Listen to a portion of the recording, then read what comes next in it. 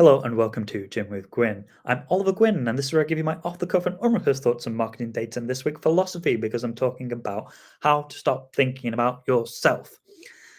Now, the image looks a bit weird today because I'm recording at night, but the picture's like middle of the day.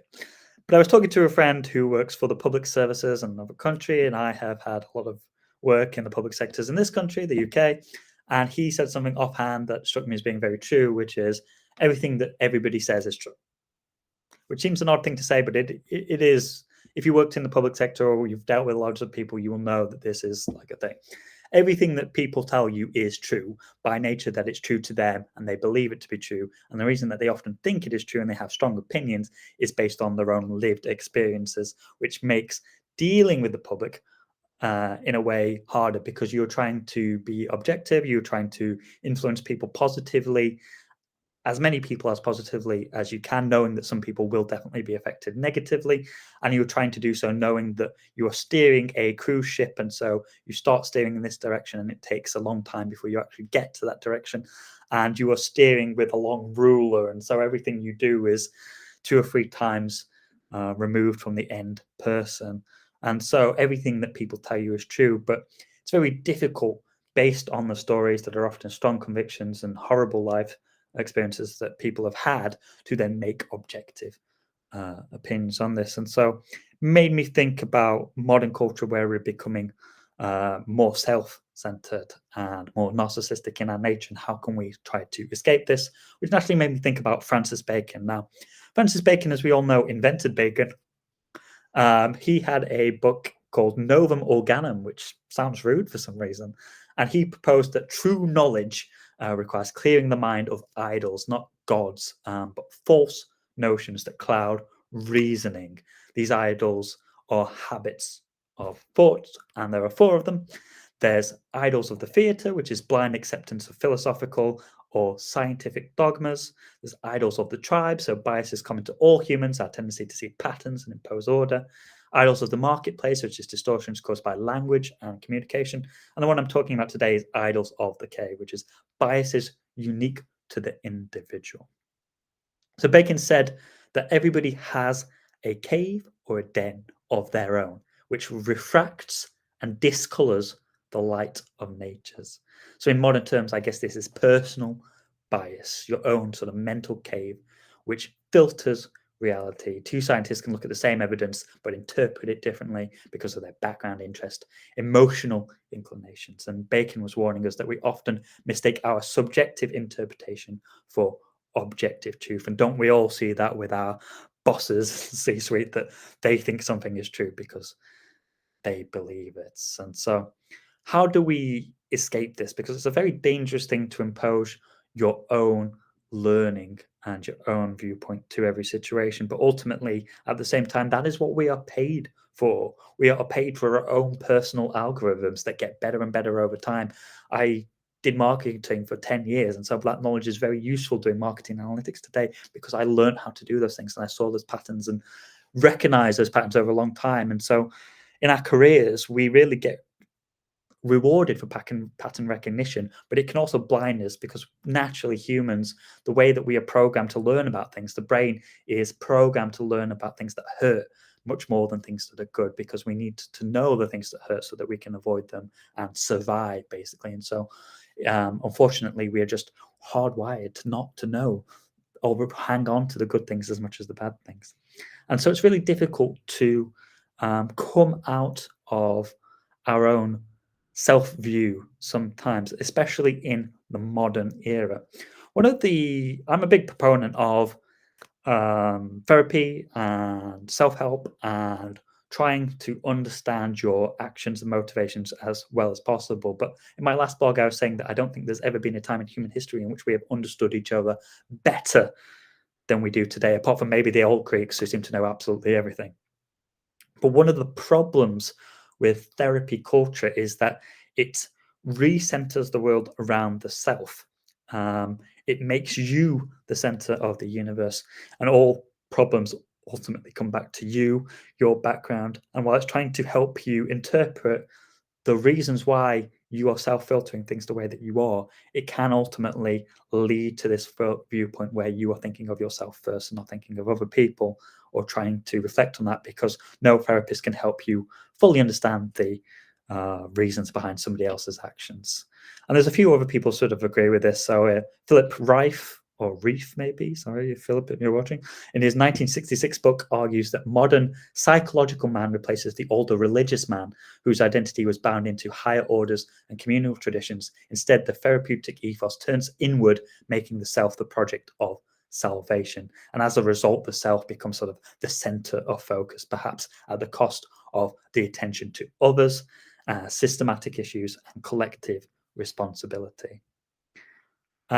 And this is not a new idea at all. Obviously, I think it's very true that sometimes we are being told to think about the self, and what we're not doing so much is realizing that we've all been through these traumatic experiences in the last couple of years. We've all been through pandemics. We've all been through being cut off from our loved ones and all of these traumatic things. I was thinking recently about the VE Day, and they said that people came home from the war and they didn't really talk about it. They just got on with it. And I feel like that's kind of happening again.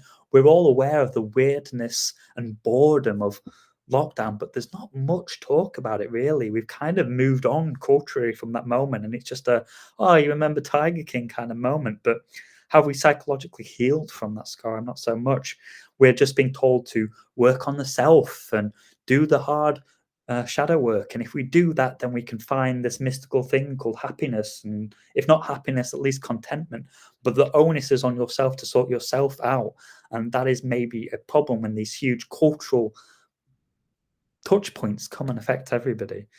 And in doing so, by focusing on the self, inevitably you stop thinking about other people and their impact as much. And so, one of the ways around this is sort of empathetic immersion. So, you intentionally put yourself in situations where you are experiencing or trying to understand the emotions, struggles, or perspectives of others. And it's obviously it's a contrast to sort of narcissism. Narcissism involves a focus on the self, needs, your achievements, how others reflect on you. Immersing yourself in others' experience shifts that attention outward. And it's a psychological mechanism that increases self awareness, perspective taking, and emotional attunement.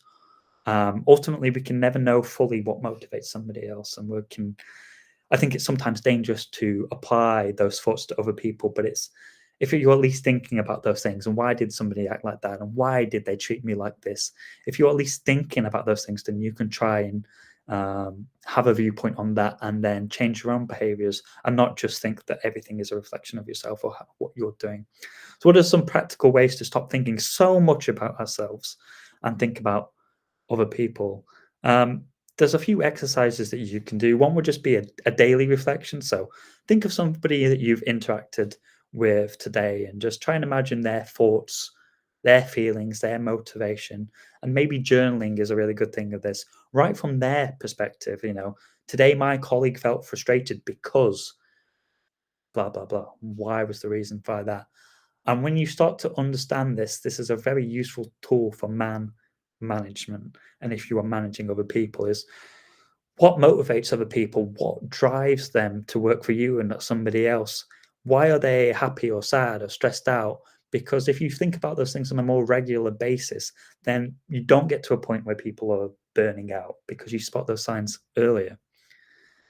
The next one would be volunteering or service work. So, immersing yourself in communities different from your own helps to break self focused patterns. Going out into the public is very useful. And yes, ultimately, maybe you learn that everything that people say is true and that you should take everybody's viewpoint seriously. And sometimes they can be contrasting, and you have that interesting viewpoint that I sort of started this blog with. But by actively going out and meeting especially marginalized communities that you often don't speak to on a day-to-day basis, it really helps you see those viewpoints, and your reference point becomes not some journalist who's gone and met 4 or 5 people, but your own first-hand account of things. That also has a bias implication with it, because yes, you might spend half a day with one homeless person and suddenly he is your go-to resource when you're thinking about homeless people and their experience, and you can apply that experience to other people. But the more you do it, the less chance there is of that. Active listening in conversations focus on understanding the other person's experience without planning your response or redirecting others. I think this is just a really useful skill, especially in any sort of service-based or sales conversation. Active listening is, of course, um, key. Too often, that old phrase is that people are not really listening; they're waiting to reply. And what often people do is somebody will share something with you or say, "Oh, I'm having a really bad time about this, this, and this," and people naturally assume that shared experiences will bring you closer and that you can bond over things because that does work with sort of hobbies and interests, and it can of course work with traumatic things as well and say, oh, I went through this and this helped, and people always want to apply that.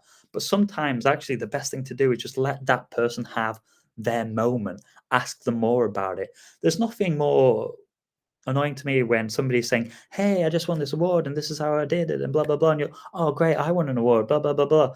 It's sort of I have to one up this conversation almost. It's adding your own selfishness to this, and this is especially true when you're talking to people. I used to work with long-term unemployed people, and one of the training things that we did was that the advisors who were seeing these people, they would say, somebody would come to say, "Oh, I'm really struggling with money at the moment. I don't have enough money for this and this and this." And they'd say, "Oh my God, yeah, I know, because I had to go into my overdraft by £5 the other week." And it's like, it's not the same thing. This person might lose the house. You are down £5 and maybe you're going to get charged for it. It's not really the same thing. And it makes you seem like you're not really listening. You're just trying to add something about your own self. And it's done often with the best of intentions, but it's a redirection back to your own self and your own, I'm going to say something about myself. So active listening, and let people have their moment when you speak to them. Immersive media, so there's books, films, VR experiences can really place you in other person's shoes, and particularly experiences outside of your cultural or socio-economic background that can be more difficult to sort of understand and get your head around.